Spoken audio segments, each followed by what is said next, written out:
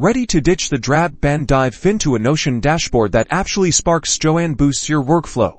Let's transform your workspace from basic to brilliant in under 90 seconds. First, ditch the default look by choosing a cover image.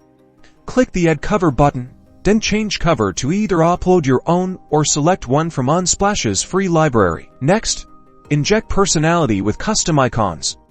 Sites like Notion Icons or Flaticon offer tons of free options. Simply copy the image address of your chosen icon, hover over the default Notion icon, click Change Icon, and paste the URL. Now, let's talk about structure. Use Callout Blocks to highlight important information or create visual breaks.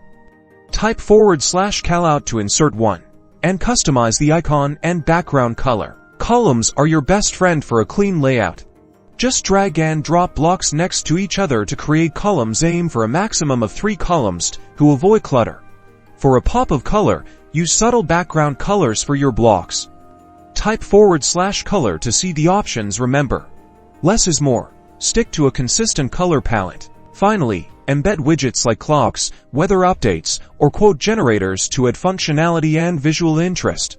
Indifico offers a variety of free widgets you can easily embed. And there you have it.